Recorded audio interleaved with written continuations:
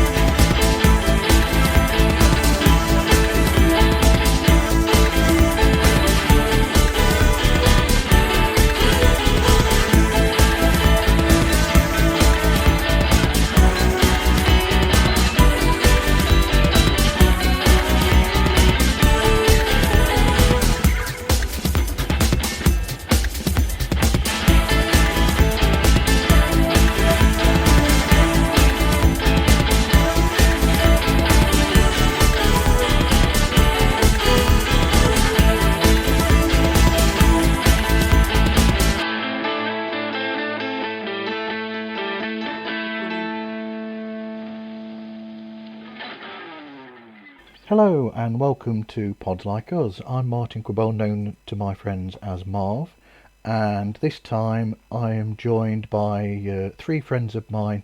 First of all, Jennifer Longworth from Bourbon Barrel Podcast. Hello Jen, are you okay? Doing all right. How are you? Fine, thank you very much. Thank you. Thank you for being here. My pleasure. Thank you. Also from the podcast Songwriters and Original Songs from Queensland, Australia, John Nicholson. G'day mate, how are you? I'm fine, thank you. How are you, John? Doing very well, thanks. Thank you. And last but not least, my good friend from years back, Sam Wheatley. How are you, Sam? I'm fine, thank you. I hope you're all well. We are, thank you. Yeah. So, how is everybody? What's everybody up to at the moment? Anything interesting? Jennifer?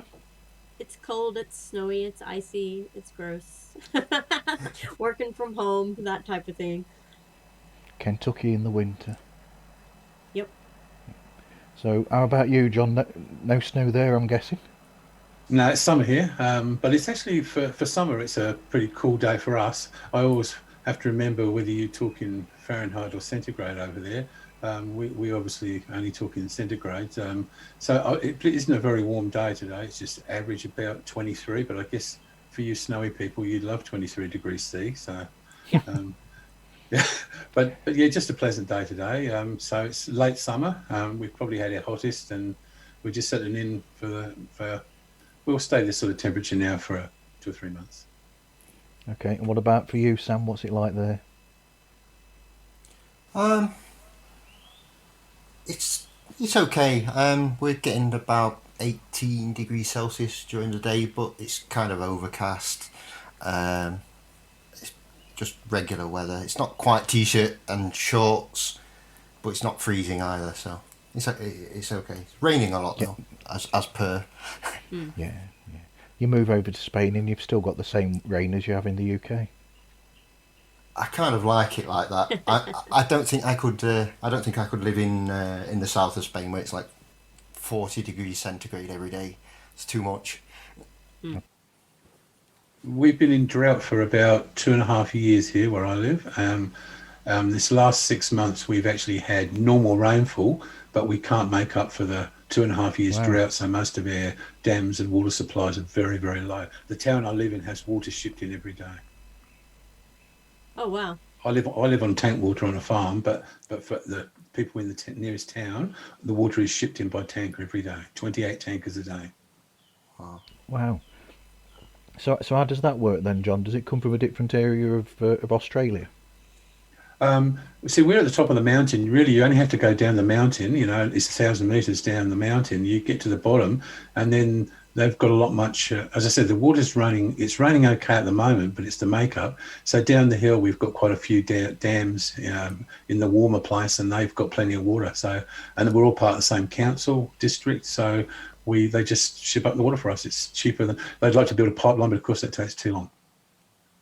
Our dams are still, I think our major dam here is about 11%. Interesting. Wow. So there's a lot more rain in Australia, but we're in what we call a green drought. When you look at the place now, we have lots of green where we used to have brown, but it's not very deep. The water, the artesian basin is not full yet. We probably need another year's of rain. We are in a La Nina now, and which means we should be getting above average rainfall, but it's struggling to make up for 3 years without rain. That's all. But there is good, reasonable rainfall now. It's just that makeup we can't do. Well, hopefully it will last for a lot longer. We sure hope so. We sure hope so. Yeah, it will. It has done in the past, but it has been a very difficult time. We've had bushfires as well. I've been evacuated twice for bushfires, so it's an exciting life here. Yeah, I saw something about the bushfires on the news, didn't we? About, Australian bushfires.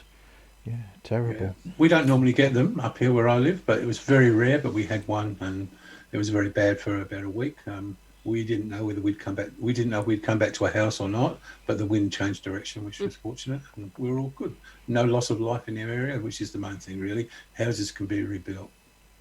I kind of find that terrifying. Right. It's not something that really I can get my head around, because it's not something I've ever experienced. It just seems terrifying to me. Equally in California when it was happening there, Indeed. It terrifies me, the thought of that. Oh yeah, we were nowhere near as bad as some of the areas further down south in New South Wales and Victoria, and we rarely get them, so we don't live with the threat of it all the time. But some of these communities, it hangs over their head all their life, really, and they're used to it. But it's very difficult. And as I say, it's always okay. Houses can be rebuilt, but loss of life is always the problem. Yeah. So, to change subject, the elephant in the room then would be what's it like in each person's, where they live then for, the COVID pandemic. What's it like over there, John? Is it completely obliterated? Well, after being the dark side of everything so far, this is where we're the winners. I live in Queensland.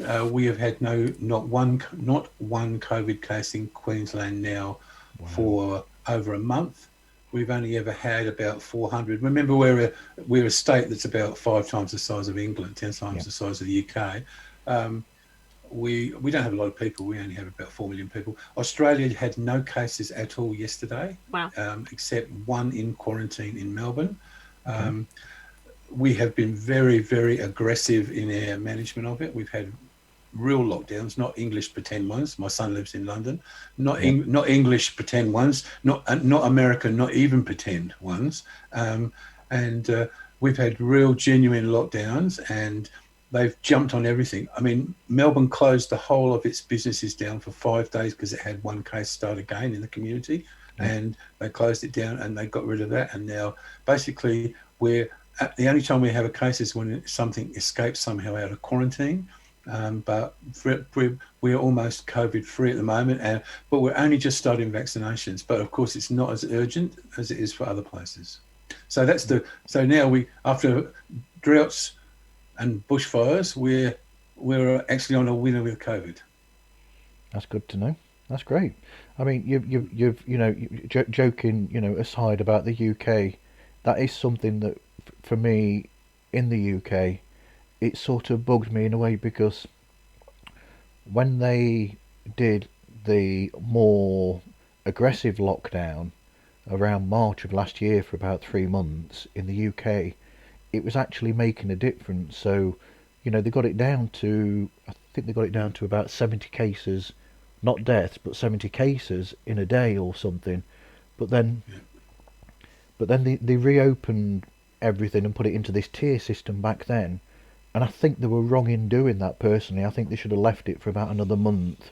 And, I know there were financial problems with that. But, because they didn't leave it for that bit longer, they've actually made the financial problems potentially worse by opening up too soon. And then we've got it really bad in the UK now in comparison to what they had in June, July of last year. Third highest deaths per million population in the world, behind Belgium and Slovenia, UK. It is. That's true. America's about fifth. We're 111th. So, Yeah. But my son lives there, and I have other family that live there, and I think it depends where you are, what the lockdown was like. From many of my sources, even in the hard lockdown, there was a lot of people that weren't doing the right thing. And us Australians, who are usually the rule breakers, for some reason we decided we were going to do the right thing. Don't know why this time. Yeah, absolutely. What about over there, Sam? What's it like there in Spain? Well, March 15th, 2020 was when the first lockdown started here in Spain. I remember the day well. We were in lockdown for 3.5 months. And since then we've been in kind of intermittent lockdown. So the cases fall, you're allowed a bit more freedom, if you want to call it that. And then cases rise, so you're put back in lockdown, etc., etc. Not too far removed from the UK tier system. And I believe that even though here we're starting to roll out the vaccine, as in other countries, I think we'll see a spike during the summer, because I think people's patience has been tested with it being lockdown, not lockdown, lockdown, not lockdown. So I just think in the summer people will I think they will flaunt the rules of social distancing, etc. You know, it's a hot day, people will want to go, say, to the beach or wherever. So I think we'll see a spike in the summer.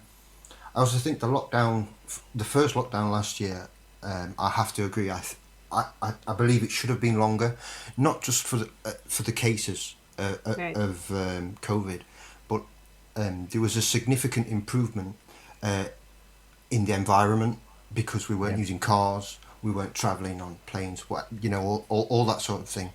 So I think for the environment as well as for the human reasons, I thought the initial lockdown should have been longer. For us, the question Right. that has always been, I guess for all of you, nobody really knows the hidden mental problems that it's caused, unfortunately. I mean, we've had no cases. We normally lose, people every year, as does everybody else, from influenza. We've had nobody die from it because of our lockdowns here. Our death rates dropped on over lots of things, but we really don't know the consequences on people's mental health. I think that's going to be a big issue too.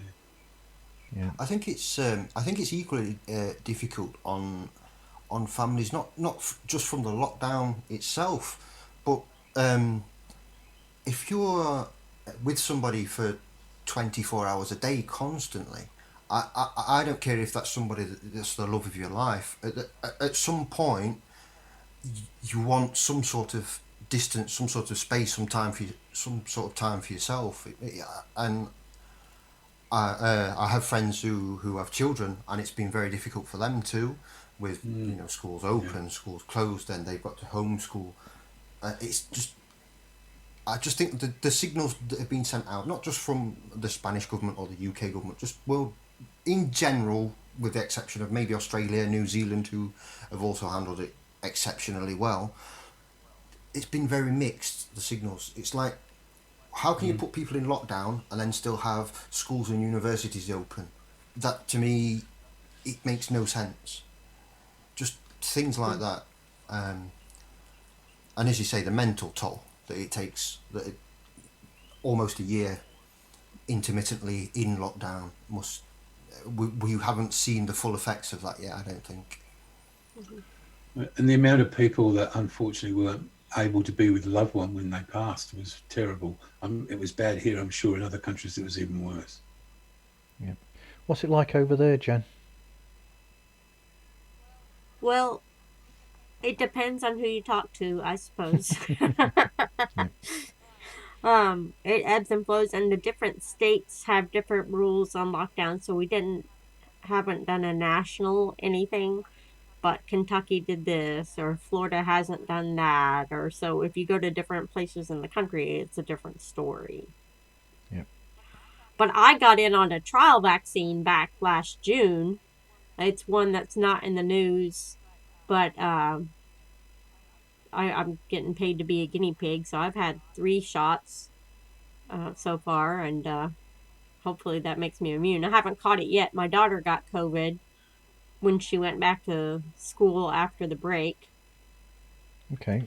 but she was fine. It was, you know, no big deal for her. She felt crappy for a couple days and then was okay, but she couldn't go back to school for 2 weeks. But you didn't catch it from her. Mm-mm. Go on, Sam. I guess that for us, Martin, we live in smaller countries where a national lockdown is easier. For somewhere like Australia or Yep. the United States, it's almost impossible to implement a national lockdown, just based on the size of the country that you're trying to work with. It'd be a challenge for sure. Yeah, we didn't have a national lockdown either, but all of the premiers of their states, they formed a national cabinet with the federal government, and they tried to keep things a bit online, but it has not been a national. We've had borders closed and open in different states and different rules, so it is challenging, particularly for people who live near border towns. Has been very difficult, but that's always the case. I live 20 minutes from a border, so I couldn't go south quite often over the border, which is really it's only 20 minutes away. In fact, the southern town is nearer than the northern town to me over the state border, but for a long time I couldn't cross it even. Yeah, we had that type of thing happening here.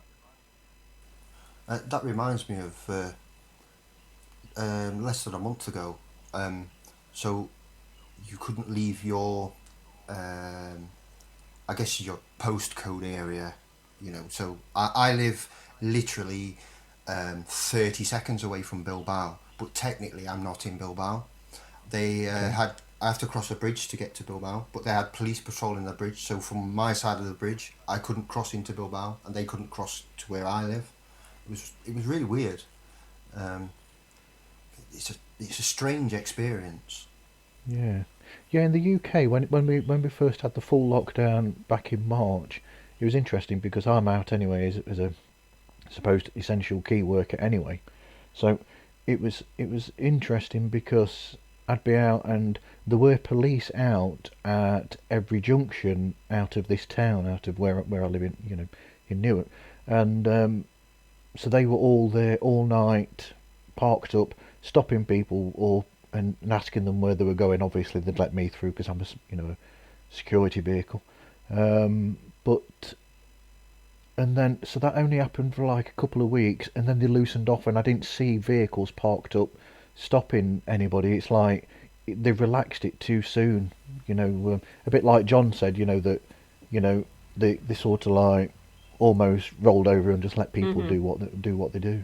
No, I do like some of your terms in the UK. My son works in London, and he works in alcohol production, and he's considered an essential worker. I don't know what that says about definitely. The English, eh? 100%. He is the most essential of the essential, of course. I must say I approve, but I just thought it was strange that he's kept a job all the way through as essential worker. I think that's interesting, that one. I mean, I can understand why they'd say that me being an alarm responder, why I'd be. Yeah. I suppose, because businesses, people will still try and loot businesses if they can get away with it, so we still have to respond. Yeah. So. I think you'll find alcohol production has increased in nearly every country. Absolutely. No, but I think that goes back to the mental side of things that you mentioned, John. I think people are trying to find different coping mechanisms with everything that's going on. Sure. Definitely. Thank God for music, eh? Yes. That's it. And yes. Wow, John, that's a good transition. What there. a segue. You'd think I did podcasts, wouldn't you? You would, yes. It's great. I've got 2 experienced podcasters with me, so they can make things better than I normally do. So what John is alluding to there is we've got together to discuss an event that happens every year online, and all 4 of us have over the years taken part in something called FAWM, which stands for February Album Writing Month. And the idea is that there's a website where people will go to, and we basically try to write 14, well, we're basically try to write songs over that month, and the usual number that most people go for or have in their head is to go for 14 songs, which is the average number of songs that you have on an album. So every year, thousands of people now take part in this songwriting challenge, where we write songs, we post them up, and we check each other's songs out, comment on them, and basically have fun writing songs, and then checking other people's music out. Is that a good description? Yeah, that works. Yep. So I've been taking part. Go on, John. What's that? Sure, I said sure does. Sure does. Yeah, that's pretty much what it is. But it's a very special place. It is, and it was originated by Burr Settles, his friends Eric Distad, and I'm trying to remember who the other two people were, Jen. Eric was the other one I could remember off the top of my head. I don't remember. I'd have to look. I remember those two. And they started in 2004 is when the four friends did the first one. Yeah, and they did it on an online chat page or something, didn't they? Or something, I think. Yeah, I joined the second year. I joined in 2005. So if you look at the list, if you can find the list of chronological order of who joined, I'm like number 5 on the list or something. That's my claim to fame in the FAWM world. I haven't participated in a few years, but I'm like number 5 on the list. You're number veteran. 5 after the original 4. Oh, sorry. Go on, Sam. Yep. I was just saying, Jennifer's a seasoned veteran of FAWM. A retired veteran. Okay. I've only got a couple up this year. That might be my limit this year, I think. Dear me. Slacking. I usually show up and get my rock hands by throwing something in the tip jar, and then I'm gone. The past few years, that's what I've done. When I was really active in FAWM, when I got started, so 2005, my kids were preschool, kindergarten age. Okay. Well, now they're in college, so my life has changed incredibly over the course of time. Like, we were doing homeschooling songs during those years, writing songs to teach them things, and my kids wrote silly songs for FAWM a couple of times. So there's no rules really for FAWM. Just to be creative and go for it. And if you make it to 14, that's awesome. If you make it to 1, that's great. Yep. If you make it to 38, like Davy Boy 103, that's good for you. It is. Wow. It's a personal little challenge. If you're interested, I think the 4 people were called Burr Settles, Matt Hooper, Eric Distad, and Willis Ferenbaugh. That's the one. That's correct. Yep. I found the archive. There's an archive of 2004 FAWM on the internet. Yeah. Nice. And only now have I realised that actually I was in touch with Burr the other week, and he sent me details, and it's on my Facebook messages. Oh, well, in the past. Too many Burr things. and I went to high school together, so that's my connection with FAWM. Burr and I were good friends. Okay. That's in high school. That's great. And he's still around, isn't he? I saw him come in and make occasional comments this month. Oh, right, okay. Yep. Yeah. Well, I had a... I felt really good last year, actually. I mean, because I actually did one of those 4-track recording tapes, and Burr is actually on there, because I think we did like a reggae almost police inspired tune where I put some bass down and then sent that to John Cooper Ryder, and then John's brother Tom, he put something on there, and then Burr finished it off, I think, with some guitar and a vocal, I think, which was quite cool. One of my favorite projects on FAWM was a virtual choir I did. And a guy wrote all the tracks and then sent them out to handful of us, and we recorded our separate parts, and he mixed them all together. And I mean, brought tears to my eyes hearing the final project. It was so amazing because there's of us all over the world coming together to do this virtual choir thing and having it sound good at the end. It was just magical. Yeah. Yeah. It's amazing because another one as well where I'll just say to people that one of the challenges that are involved as part of FAWM, some of us do what's called a 4-track challenge where we all have 4-track tape recorders from back in the day, and we all record a track each, then we post it on to somebody else, and eventually when 4 of you have taken part, it gets mixed together, the song, and then it gets posted up. And one of those, one year we actually did it where, so there was one person from Japan, one person from, so I forgot who it was from, but yeah, somebody from Japan. Then it went to John Cooper Ryder in America, and then somebody else in, I forgot where it is now. I forgot where Beto is from. And I did a collab with Beto yesterday. Okay, wow, that's cool. And then that's brilliant. He's at Lissimo, and then, Lissimo in FAWM, yes. Yep, that's it. That's who it is. And then it ended with me because I added glockenspiel to it. Oh, nice. And so you know that's the cool thing about it is you're collaborating with people who you wouldn't normally collaborate with, but because they're from all over the world, and that's one of the fun things in there, and among lots of other fun things as well.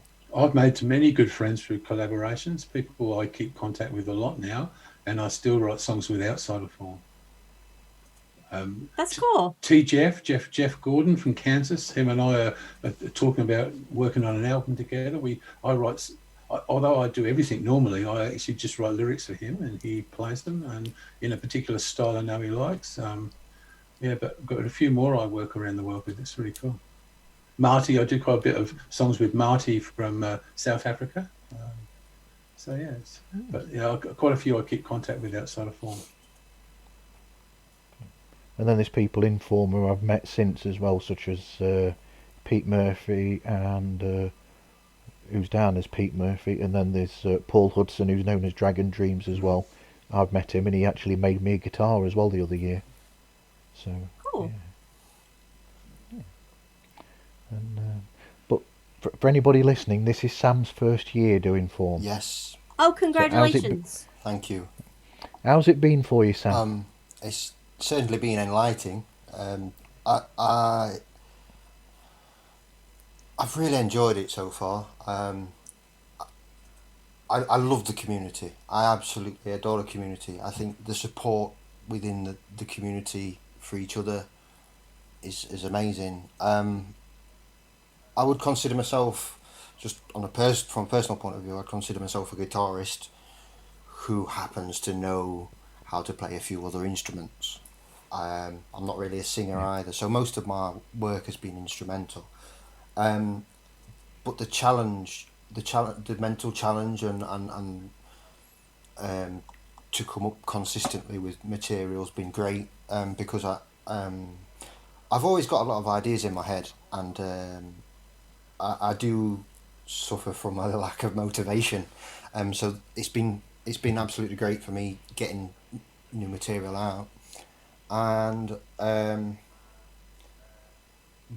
whether it be written word, spoken word, or through music, I just love to be creative. Any form of art, whether it be just something as simple as a painting, or just jamming on my guitar or anything. I just love creating, and this month's it's been phenomenal, and the feedback from the community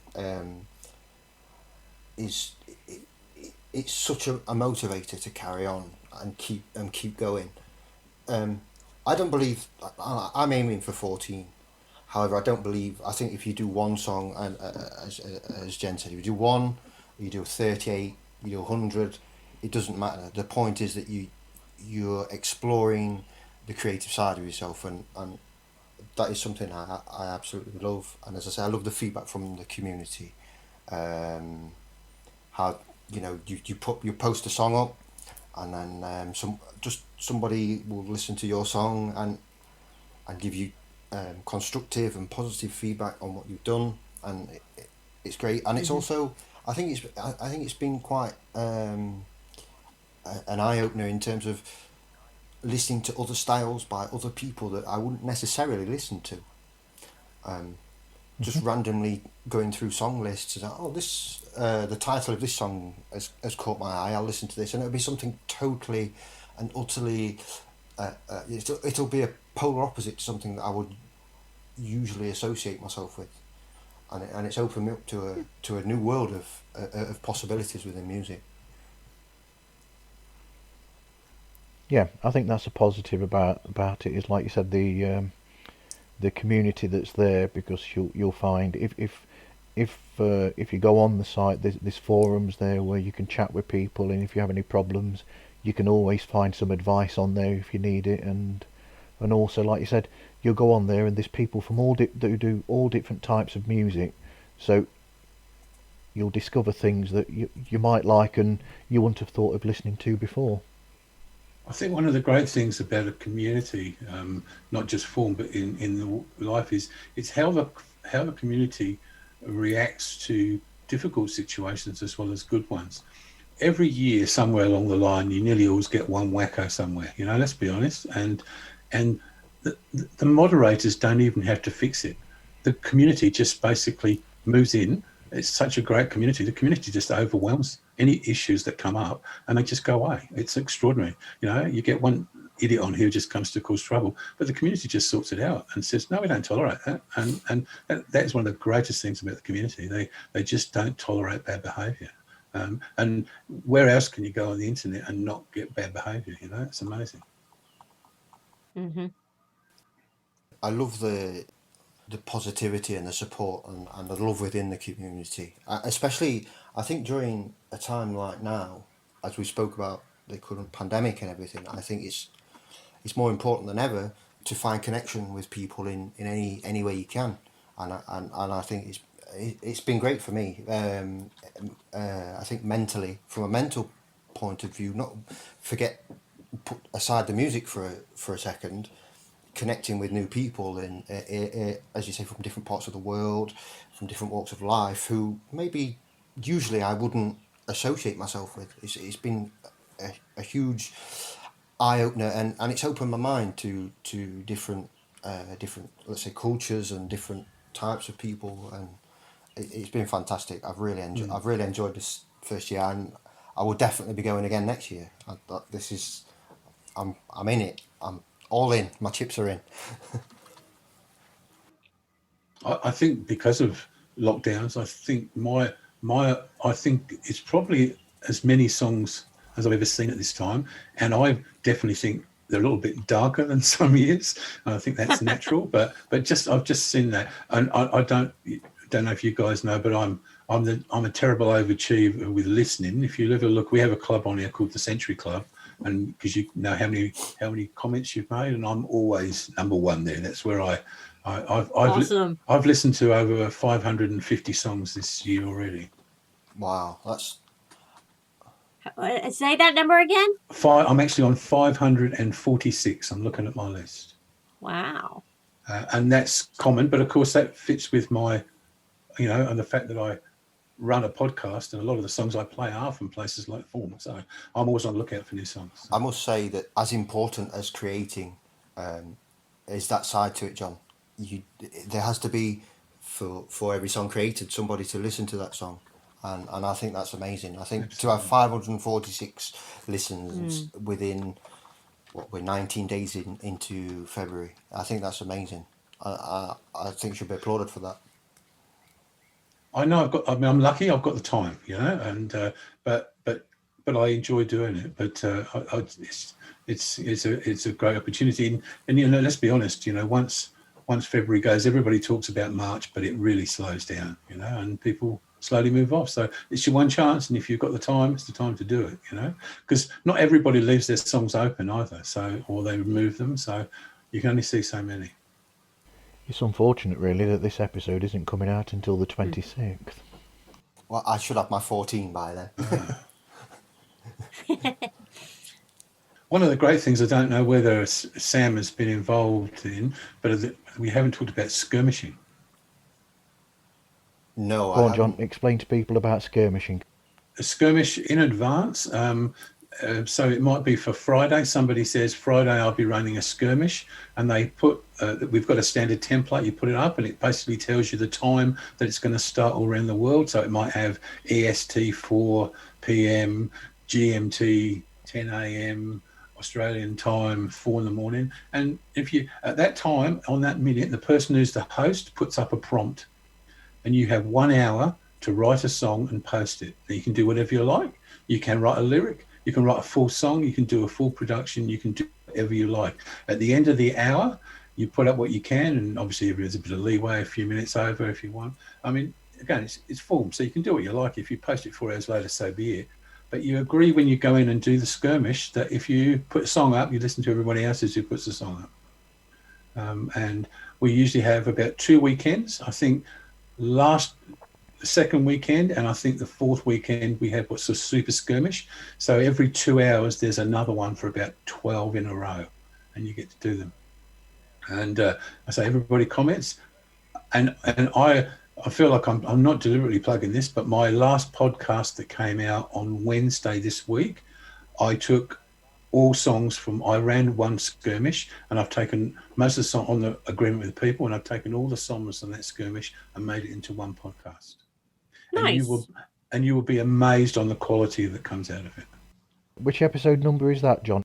I think it'll be episode 19, and my podcast's available on all Spotify, Google, iTunes, anything you like, or my provider is Buzzsprout, and you can get it direct through there. I also have a Facebook page called Songwriters and Original Songs, and the links are on there, and you can subscribe anywhere you like. I was going to ask you for that later. Oh, well, I'm ahead of the game. But skirmishing is so much fun. What you can do is extraordinary. And the reason I do the podcast really was simply because obviously a lot of my listeners are not just songwriters. I have quite a lot of listeners who just like listening to music. And I wanted to say, my son sent me a message yesterday and said, wow, isn't it amazing what people can do in 1 hour? And I just don't think people would believe what can be done. Mm-hmm. And, Sam, you talked about, keeping the thing about when you've got an hour, you have to throw your internal critic out the window and just go for it. You don't have time for the internal critic. Yeah. And that helps a lot of people in songwriting, not just for skirmishing, but for the rest of their songwriting. To me, skirmishing is just one tool in a kit. Yep. Of your multiple things that you do and write songs. But when you learn to write that fast and learn how to get rid of if you learn nothing else from skirmishing, but to get rid of your internal critic, you win big. Yeah, absolutely. Basically, when you do a skirmish, a lot of the time, all that you're doing is you're getting the basic chord structure out there, or whatever the music that you're basing it around, and the melody and the lyrics out, and that's what you're getting out in that hour. Anything else, if you've got the time, that's great, but it knuckles you down to working on what the essential elements of a song are, per se. The lyrics, the melody, the harmony, and the accompaniment, the arrangement.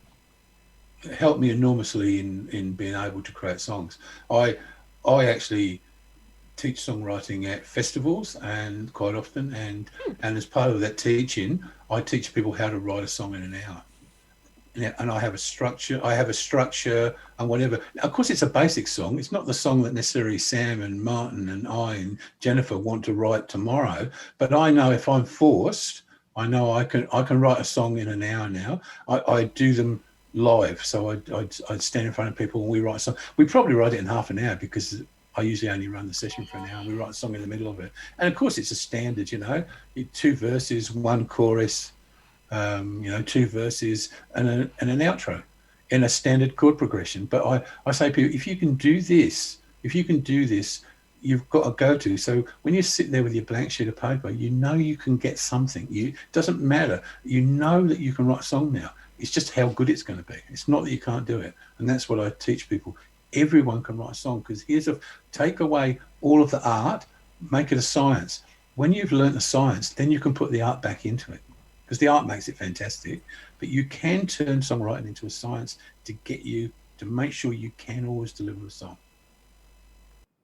Another interesting thing about skirmishes I found, it's been a long time since I've done one, but was that you get one prompt. Everybody in the group gets one prompt, but what different directions people can go with that one prompt. Absolutely. I think of it, I'm like, oh, well, this definitely sounds like something soft and soothing with these lyrics. I'm going to go off in this direction. And someone else is like, oh, man, this is great. Rock and roll. Woo. And I'm like, okay, that's not even what I thought of at all through this prompt and everything in between. And that always, I don't know, tickled me to see the different perspectives and interpretations, I guess is what I'm looking for. Interpretations of a single sentence or a couple words or something. Everybody expects me to be obtuse, Jennifer. I'm renowned for it. If you put up a prompt, I'll write. Probably one of the best songs I've ever written that has been recorded and is on albums. I wrote a song I wrote a lyric only in a skirmish. I didn't have time to do anything else. And the lyric was called On the Fence.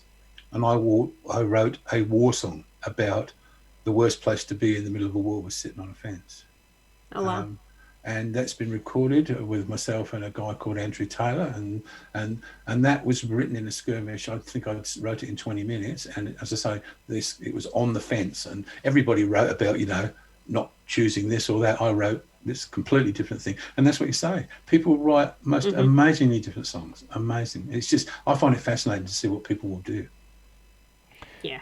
I find it fascinating as well, because so that people know, in case there's anybody out there who's ever thought about doing something like this, it's not always about the musicians, it's about people who write words as well. So there are people who only write lyrics, there are people who only write music. And an interesting one is when people who write lyrics will post up a set of lyrics, and then multiple people set that to music, and the music that people set these lyrics to is so different as well.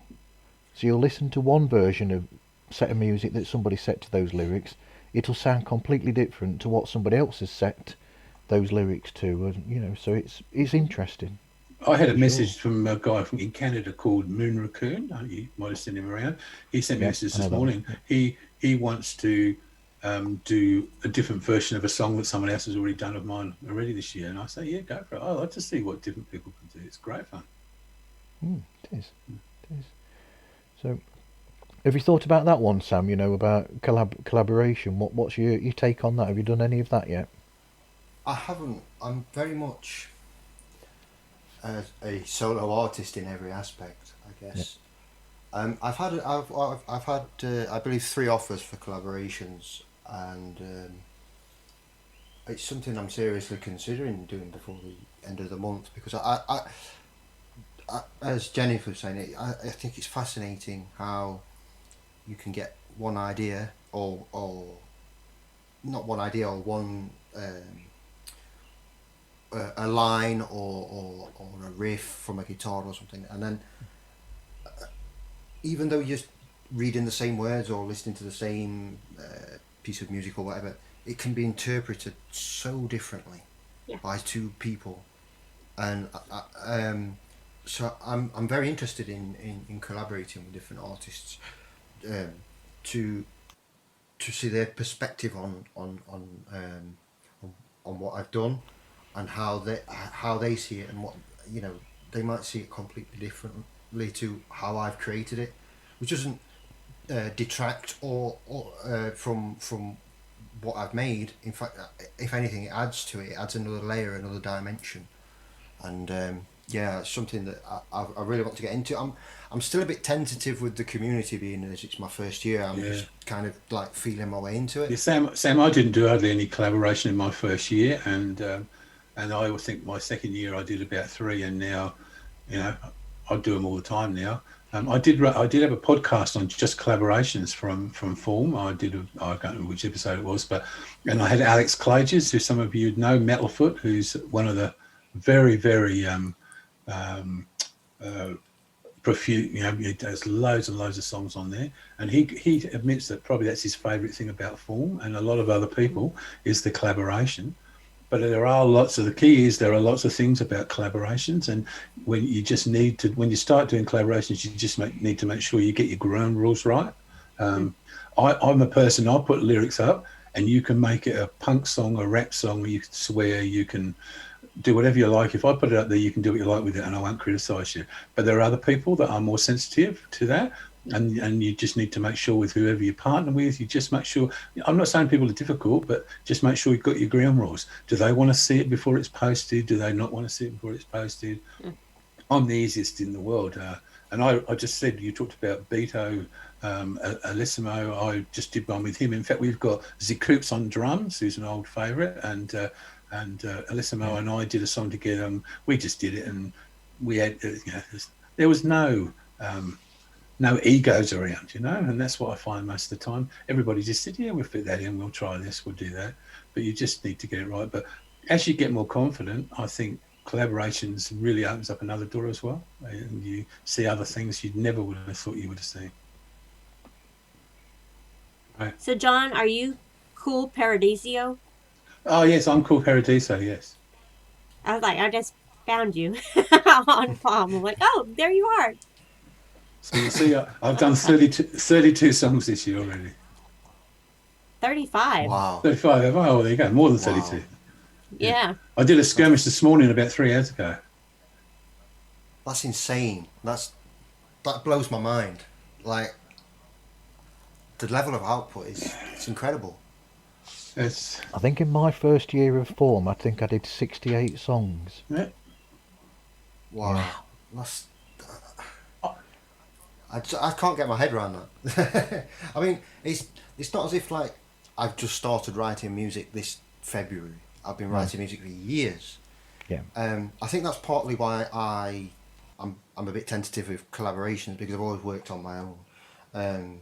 The first musical project I released in 2015, I did that entirely by myself.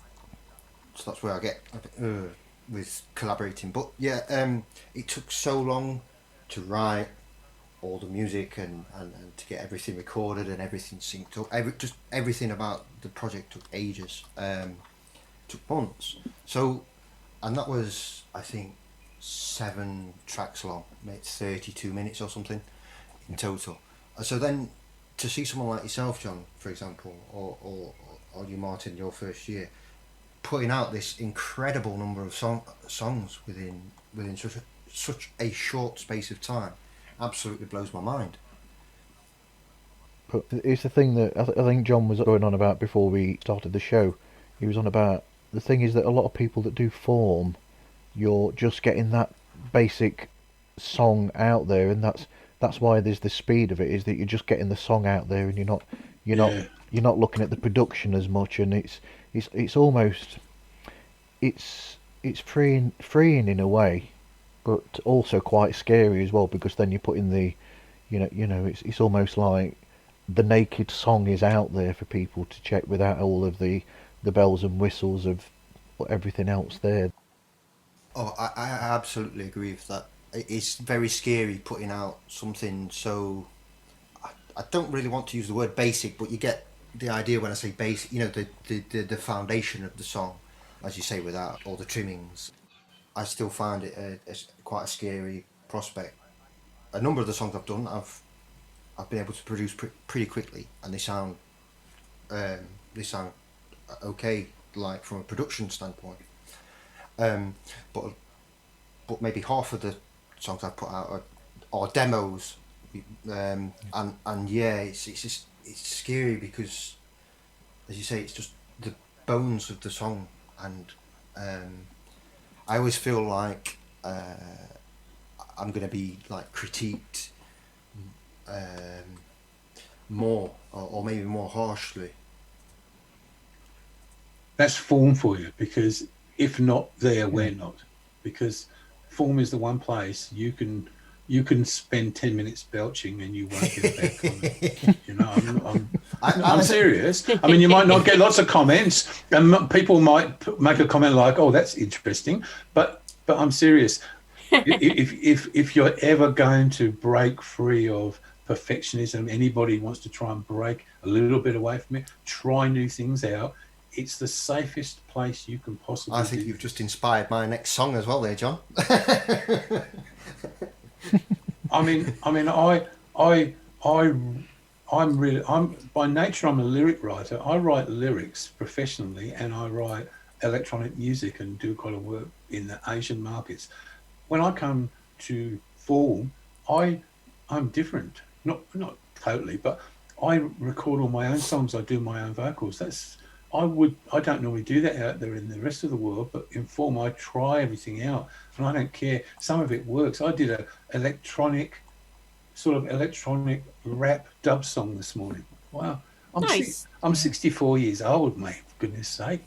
But I had a crack at it, and it was interesting, and I learned something from doing it. I know that FAWM's a place I can do that. FAWM's where you can do that kind of stuff.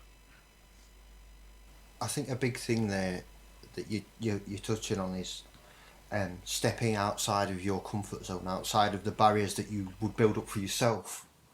You know, you're in that safe space as an artist, and you're stepping outside of that without being judged really, harshly. People are honest, but people are constructive within the community, and so you're able to, as you say, as you've been saying, free yourself from those barriers that you put up for yourself, and it's been so far it's been a fantastic learning experience, not just musically, but introspectively about myself.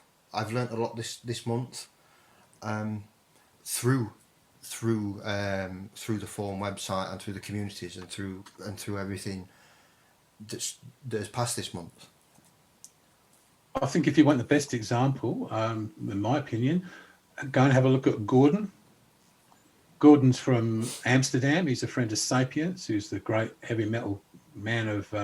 but Gordon plays much different stuff as well, although they play together. He's done 96 songs so far, and you won't find one of them that is terrible. They are, I'm sure to him, they are nowhere near ready to go. He's extraordinary. He is unbelievable. But have a listen to any of his songs. You'll go, that's not a bad song. That's not a bad song. That's not a bad song. He's extraordinary. And that's, I say, he's on 96. And he obviously uses it, because he, as I say, he does albums with Sapient, and he takes a lot of quite spacey type music as well. Great guitarist, but he does, I suppose you'd call, just pretty middle of the road poppy type songs. And I think he tries everything out, and he just throws them all down. Extraordinary, he is extraordinary. That's incredible. So basically, what we're saying is, for anybody that's a musician or interested in writing songs, it's the perfect place for you all to go and try it out. And Martin, I think you did touch on one thing there that's really important, is that you can be a lyric writer. I mean, we have, you mentioned Liz Petty, Cindy Prince, Stephen Wart, Arthur Rossi or whatever. There's about 4 wonderful lyric writers, absolutely wonderful lyric writers. And if you want to go there and play a bit of their music, or if you want to go there as a lyricist and get somebody to play your music, that's all there too. Mm-hmm. Yep, absolutely. And they're all people who I've collaborated with that you just mentioned as well. There you go. We know the go-to lyricists. We do. Go on, Jen, what were you going to say? I was going to say it's FAWM.org. Yes. Is the website. Yes. Yep. That's important. FAWM.org. Anyway, so Jen, have you got any advice to give? As the retired veteran of the group, just get in it and get involved in the community, because the community is what makes it so special, as you all have alluded to. And I turned a goofy lullaby lyric into a half metal, half sweet song one year with some help of one of the guys you mentioned, I think. And early Great. on, like I said, I started in 2005 or whatever, collaborations, there just weren't as many people who found out about FAWM yet. So collaborations didn't really start becoming a big thing to me until a few years into it. And then it just exploded. But we didn't have skirmishes and stuff like that when I first started. Yep, and also if people are interested and they go on there, you'll find that on the web page, on the site, there are what's called tools. If you go to the go on there and look in tools, and they'll have things like title suggestions, or there's also something where it can give you like word ideas as well to build lyrics from, or to give you that sort of inspiration. It's a fantastic site to help you with and to inspire people to write. Yeah. I don't know if you'd agree with me, Jen, but I would say if you're going to do it, just dive in and do it. Don't have any trepidation about it. Nobody will judge you for who you are, what you're writing. People will, the community, as you say, will be respectful in it, and it's a fantastic experience. It's awesome. Just go all in with it. It's amazing. Yeah, I played a song backwards one year and it worked. I mean, I wrote it and then reversed it in my software, and it worked. So you never know.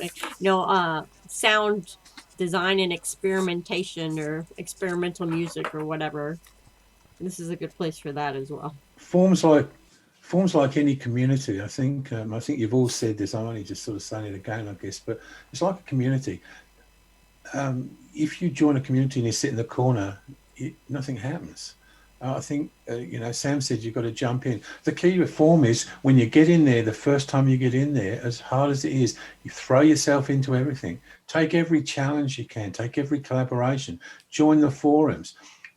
When you join a group of friends out in the real world, in the early stages, you have to turn up and be there all the time. And then as time goes on, you can drift around and come in when you want. But at first, you've got to make a big effort. And with FAWM, you put in some effort, it'll come back 10 times in FAWM, I can tell you. Absolutely. Now, if you go and have a crack at it. But you have got to make an effort. That's the way it goes. Absolutely. Anyway, John, where can people find out more about your show and get hold of you? Well, as I said, there is a Facebook page called Songwriters Original Songs. My provider is Buzzsprout, so I guess you can log on to Buzzsprout and get it. The best place is to get it off of that page. I always post it within FAWM. It's also available on all of the channels, so Stitcher, what else? Google, Spotify, iTunes, basically whatever you listen to music on, you can almost guarantee it's there. And of course, in all those places, you can subscribe, and then you get to see them whenever you like. That's pretty cool. Cool. And Jennifer, how can people get hold of yourself? Bourbon Barrel Podcasting.com. Could you say that again, Jennifer? I didn't hear it. Yeah. Bourbon Barrel Podcasting. Got it. Thank you.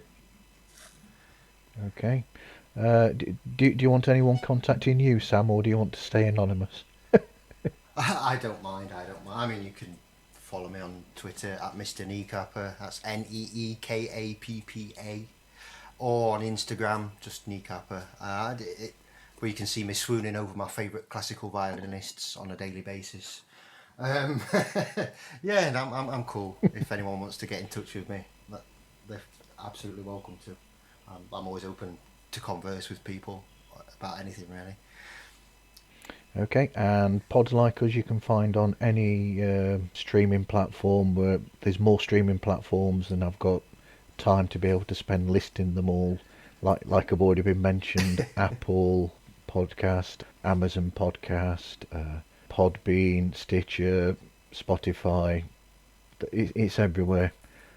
You can also find more information on the show at themarvzone.org/pods like us. Anyway, thank you everybody for talking with me today. Thank you. Thank you. It's been an absolute Thanks, pleasure. man. It has, as always. Yep, thank you very much, and I'll catch up with you all again. And thank you everybody for listening, and hope you listen again to another episode of Pods Like Us.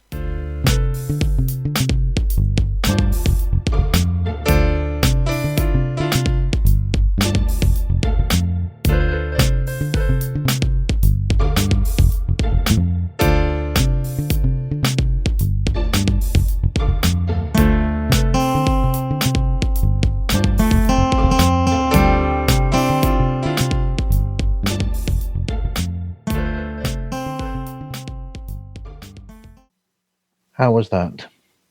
Sorry about that. I thought I turned my mic off and then realized I'd had the wrong mic on. That's why I yelled at Alexa. I was like, no, I have my good mic going, and then I had my webcam mic'd up, but hopefully it recorded with the good mic. Sorry. Yeah, I enjoyed that. Sam, Yes. Sam, when you get to the stage you want to do a collaboration, you can always look me up. Definitely. Absolutely. I will. Yeah. No doubt. I'm Oh, really want to start working with other artists. I've worked as a solo artist, if you want to label me that, for since forever, since I started playing music. But I've not really collaborated with many people outside casual jam sessions, if you get what I mean. So yeah, that's something I'm definitely interested in doing. Yeah. Oh, you'll get to a stage where you just be running off with all sorts of people, and but Well, don't if say you that. just, My wife's listening. yeah. Oh well, they'll do all the work. You just take the glory, Sam. All right. Okay? If you choose the right ones. I'm sorry, guys. I'm going to have to end this here and get back to my job because Yep. my vehicle's on a tracker no problem. and everything. Okay. It's almost 2 a.m. Thank you. So, all right, thank Sorry you very about much. my mic. Nice to talk, Jennifer. That's okay. Sam, cheers. Yes. Thank you, Thank guys. you. Take care. Thank you. Bye. Goodbye.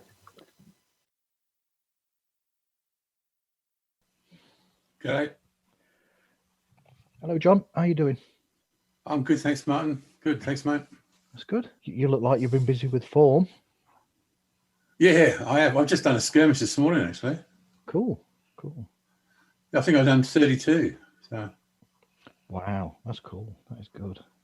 well, I pretty much do a song every day, always. And this time I do 2 a day. I've got the month. I've not got anything to do but FAWM. My wife's leaving me alone. So look, she even took this appointment for me. I've got a car in having work done on, and my other car had to be serviced this morning before I go away. And it was the only time, but she's gone and got it serviced for me. So that's pretty cool, eh? It is. That is cool. Yeah. Otherwise, we were struggling to find the time, I think. Yeah. Sam, meet John. Hi, John. Hello, Sam. How are you, mate? I'm good, thank you. How are you? I'm good. So you're somewhere else. You're Spain, are you? Yes, I am. I'm in Spain. Okay. So we're sort of slowly moving further south, bit by bit. Martin, you, then me. Yeah, and then I think we're going northeast from you. Where's that Jennifer? Is it? Jennifer, she's Where is she? Jennifer's Kentucky. in the States. Oh, Kentucky. There you Yeah. go. Northwest for me. Yeah. So going further back in time. There you go. Yeah. I'm in the future, so if I hear the lotto numbers, I'll send them to you. All right, mate? Yeah, cool. Yes, please. If I had $1 for every time I've been asked that Find out the lottery question. numbers, he'll tell us. Because he's in Queensland. My friends ask me to tell them the football scores before they come in. Yeah. Oh, yeah. So what actually happens today, Martin? Can you give me any clues, or just go for it? Because you can tell I just talk anyway. So Basically just going for it. We'll use the I think the idea that I had, where it's just, what is it, intro, general, then talk about FAWM, then Jen will give some advice, then in the next bit, and then it'll be the where to find everyone and the sign off. Sam and Jen in FAWM. Yeah. I am. And what names are you? Just at and then my name. Okay. All as one word. Sure. Yeah. I haven't seen you, Sam. I don't think. It's his I first think year. I've done 12 or 13 so far, and I've got I'll one have to- in production at the minute. I guess. I'll I'd say. have to catch up. Wow. I've not managed to. It's hard. I've not managed to like fully produce them all. Like some of them are still demos because you're constantly churning out new material. It's hard to. I think right. most people don't worry about production too much unless they're really got the time. The key to thoughtful is getting some songs out there, get them started, and then finish them later. I mean, yeah, but I'm quite fastidious about those sort of things, though. Annoys me. Just little. Yeah. I understand. Yeah, you got 12. I'm looking.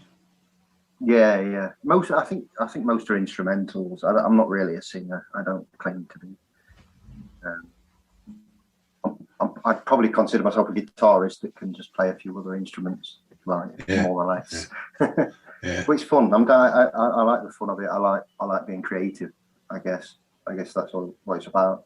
Exploring different forms of creativity. I'll save that for later anyway. That's what I was thinking. We're starting to do the talking. Yeah. We are. Jen, Sam, John. Yeah, am I here? Yep, you're here. Oh. Yep. Hello. Hi. Okay. Hi, Jennifer. I believe we spoke before. I believe we'd had the pleasure of speaking before. Hi, Jen. John from Australia. We don't think we've spoken before. I'm in Kentucky. I'm in a little town 2.5 hours inland from Brisbane in Queensland, Australia. And yes, Sam, my neighbours really are about 1 kilometre away. That's Wow. pretty cool, actually. I wish my neighbours were 1 kilometre away. Yeah, I live on a farm. I live on a farm now. So. I wish my neighbours were 1 kilometre away and not like 10 feet above me. Oh, mine are like maybe 4 feet the other side of my wall, I guess. Yeah, I've got some the other side of this wall as well. So I've got neighbours 10 feet above, about 3 feet below me, and then about 10 foot the other side of the wall as well. So, yeah. But on the downside of that, sometimes the frogs and the cockatoos make so much noise there. I can't hear any more than you could if you had a car going past. I understand. I mean, I guess it depends where you've lived for the most time. But I guess I think I'd prefer that to like random industrial noises. I think I agree. Yes, most definitely. And I've lived everywhere too. I'd much rather hear cockroaches and frogs than transport. Cockatoos, not cockroaches. Oh, cockatoos. Cockroaches don't make a noise. No, they don't. No. But they're big here, I'll tell you. But they do. Yeah, I'm not a big fan of cockroaches, to be honest. No.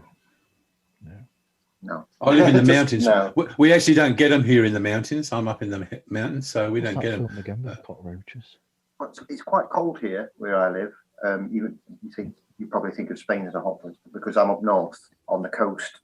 It's quite cold, so we don't really get them either. But the times that I've encountered with one in real life or numerous, I've absolutely just scream like a girl or something. I just you freak me out. Well, we're famous for all our bugs here, so. Yes, you have. We don't even worry about it. We don't even think about it. If you thought about it, you wouldn't live here probably. So. Yep. Speaking about cockroaches, reminded me of the film Joe's Apartment. I don't know if anybody's aware of that film. I don't believe I've seen that film. No, I don't ring a bell to me. Who is it in that film? I'm just asking Louise at the side of me. Put her on the spot now. Jerry O'Connell. Oh yeah, Jerry O'Connell. Yeah, that's true. Yeah. Okay. No, I don't believe I've seen that film. It's really funny. It's a good film. Jerry O'Connell and Megan Ward. That's true. Yep, that's it. There you go. But that's funny with the animated cockroaches and that live in his apartment, and they're all singing. And, yeah, they do song and dance routines and everything in the film. It's Oh, yeah. I maybe should watch that. It might desensitize me to cockroaches. That's right. You might That's see the it. fun side. You might see the fun side of cockroach then. That's right. No such thing. No, there's no such thing. No. Sam, what you said too, everyone thinks that we have quite hot weather here, but I live in the mountains, so we get quite cold weather too. So like today here, it's not hot. I mean, it's not like England is at the moment, but in America at the moment by the sound of it. But in the winter we do get some zeros here where I live. So we do get frosts, and about every 15 years we get a fluttering of snow. But because I'm up right in the mountains. So. But from what I've seen in America and England, it's a bit more than a fluttering at the moment. Yeah. I've been reading about Texas. They're all going a bit crazy there, aren't they? Because they're not actually used to.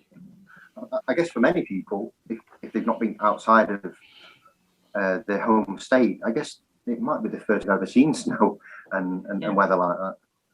And they've got power cuts, haven't big lack of power supply or something. Mm-hmm. So I can't hear myself properly with headphones, so I've had to take one ear off. Yeah, I usually have one off. Yeah, it's the Robin Gibb impression, that. That's right. Let's hope it doesn't end up a tragedy. Hey! Well, usually, well, there's not many of them left, is there? There's one left, I think. Just Barry left now, isn't there? He's doing like country. Yeah, Barry's left. yeah. Yeah. Which is interesting. Anyway, let's get this show on the road, shall we? Yeah, I love using reverse reverb. Yeah, I have an admission to make, which is on my first FAWM. I was doing static security work, so I was sat in a cabin on night shifts, and so I would take a guitar and some like an harmonica and possibly some other bits as well in a bat and with me, and then I'd go around do the patrol, and then I'd go back to the cabin and I'd be writing or coming up with songs and then recording them to the laptop and then posting them up. But the first time that I did that, I'd just started a shift on a site and I'd arrived. I did a patrol, and then when I got back to the cabin, I noticed that there was a skirmish going on, and this is in my first year, and I saw these lyrics that Liz Petty, who's known as Carlo KAHLO 2013, she put some lyrics in that she wrote to this skirmish, and she'd finished these lyrics within the first half an hour, which is when I suddenly noticed the skirmish, saw these lyrics, loved them straight away, and within 20 minutes I'd actually set those lyrics to music, recorded it, and had it posted up before the hour had run out. So basically within